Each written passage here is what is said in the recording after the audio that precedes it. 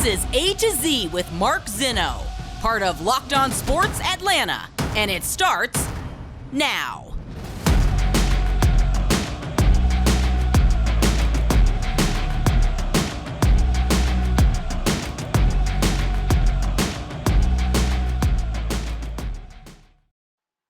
Good afternoon. Welcome to A to Z here on Locked On Sports Atlanta, where today I tell you we'll look at the numbers. Welcome in.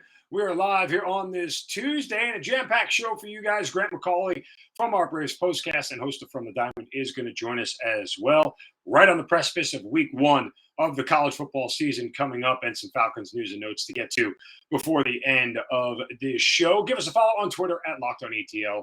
Of course, I'm at Mark Zinno, MarkZinno. And we want to start today with the Atlanta Braves because, well, you guys know me by now. I'm a lot of fun. And I guess I have a different definition of fun than most Braves fans. But after my poll from Vaughn Grissom and Ozzie Albies, which I thought was fun, but apparently a lot of Braves country did not. That said, I wanted to sort of get to this point and forecast the rotation for the playoffs based off of situations and numbers. Right? Like, to me, this is an exercise that I do routinely and try to figure out how guys are pitching right now and say, if the playoffs started tomorrow, this is what we would do. You know, let's see what can change and where they're going, who may get hot down the stretch in the final month of the season, and who may end up getting a situational start, comparatively speaking, to somebody else. So let's assume, for argument's sake, that the Braves don't end up overtaking the NL East. Because if they overtake the NL East, one, you know, they are in a very advantageous position in a sense that they will get the winner of the Cardinals, Brewers, NL Central champion, and the last wild card. So, which means it's probably going to be the Phillies right now as it stands, or the Cardinals right now as it stands, one or the other. Then you also get to set your rotation for a 5-game series, not a 3-game series. Because once the playoffs actually start and you start putting arms out there, you have very limited choice. You have very limited options to flex, right? The off days are very small. You got to give 4 days in between. You don't like to put guys on 3 days rest and go. It never works out well. So you have all those situations at play. But let's just say, for argument's sake, that they end up winning the number one wild card, and they have to have, right now it would be a 3-game series against San Diego. Now, for the record, again, some of this does matter against San Diego and Philadelphia, the second and third wild cards right now, respectively. And I'm pretty sure, let me just double check real quick. But I'm pretty sure that nobody's really going to catch either one of those two teams. I know that the Giants were chasing for a hot moment, but yeah, I mean, the Brewers theoretically could get in. Right now, the second place team in the NL Central, only a game and a half out of the final wild card. So, yeah, but the Phillies have a game and a half lead over the Padres for the second spot. So there are a couple of different teams in there that they could end up facing. And I would tell you, if you look at some numbers based off of who's going to start, that's what you really want to look for. Obviously, I think we all agree, Max Fried is getting the ball in game one, and there is no debate about it. I understand it. There shouldn't be a debate. He's your ace. He's been your ace all year long. He's the best pitcher on this staff. He certainly has the numbers to back up the fact that he would be the guy you give the ball to.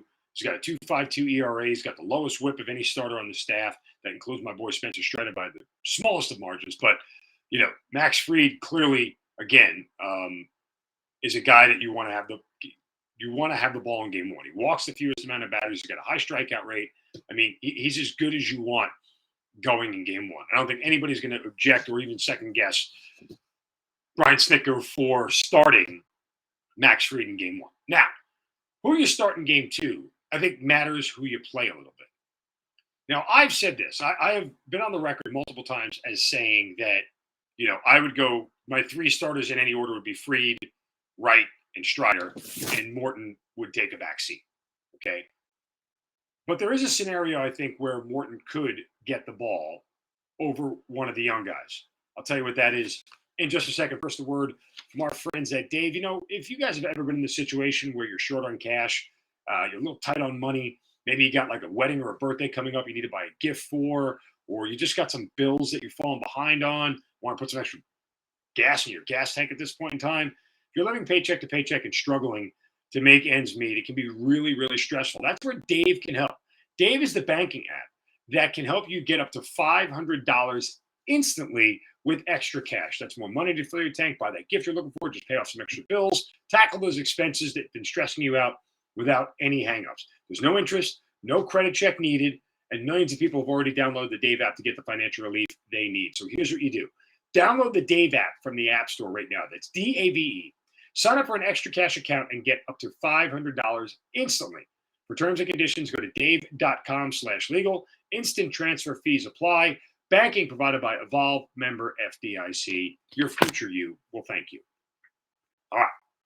So here's the situation, okay? And here's what I think. I would, depending on the fact of they're home or on the road, I would probably start Spencer Strider in game 2 at home. Like, that's where I am comfortable. I'd put him on the mound that he's comfortable with. I'd put him in a spot where he is better equipped to handle the pressure of the playoffs. I would probably start Kyle Wright in game 2 if the situation warranted it, i.e., you're playing a team maybe like San Diego that doesn't strike out as much. San Diego's top 10 in K percentage this year in Major League Baseball. And believe it or not, they strike out even less on the road than they do at home. So the idea of the strength of the Padres being not striking out a lot and throwing a high K rate guy like Strider sometimes is counterintuitive. They're going to put the bat on the ball. You're wasting your best strikeout pitcher on a lineup that doesn't strike out that much. You're putting big on big. And some people say that's what you want to do. But I may rely on a guy like Kyle Wright in game 2 in that spot. Now, if it's the Philadelphia Phillies or even the Milwaukee Brewers who strike out more than that, I go with Strider. If you end up in a 1-1 scenario in a 3-game series, Charlie Morton likely would be the guy that would get the ball. I'm just supposing Brian Snitker would want to give it to a veteran, a guy who's been there before, a guy who has pitched in big playoff games. Like, it's really hard to fathom, in my eyes, at least Brian Snitker giving the ball to a Spencer Strider or a Kyle Wright in a game 3, winner take all, lose you go home scenario. That's a lot of additional pressure to put on a young pitcher. It's hard enough to start in the playoffs. Now, again, if you can't trust him to win you a game that you need to win, he shouldn't really be getting the ball to playoffs to begin with. I think that's a fair argument. But still, you know, I am somebody who believes that the high level talent of a guy like Strider, to me, you can't not give him the ball in the postseason. And it shouldn't be one of those, oh, well, it's a game 4 type scenario where we're up 2-1, or game 4 scenario where we're up 3-1 in a 7-game series. Like, he deserves, and we read the numbers yesterday, he deserves to get the ball whenever you think he does. But again, if we left Charlie Morton out of the playoff rotation, would anybody really be that upset? I mean, Morton's got the highest ERA. He's got the highest whip. Of the 4 we're talking about, by the way, 3 Wright, Morton, Strider. Highest ERA, highest whip, by far giving up the most home runs. Yes, he's got a high strikeout rate, but he's also walked the most batters. So, I mean, it's been a mixed bag all year long with Charlie Morton. And that's not what you want to walk into the playoffs doing. You don't want to be giving the ball to a guy that's got a 50-50 shot of having a good start versus having a bad one. All right, coming up next, we will discuss this question with Grant McCauley and some of the other burning questions about the Atlanta Braves. That's coming up right here on A to Z on Locked On Sports Atlanta, free on YouTube and wherever you get your podcasts. Search Locked On Sports Atlanta.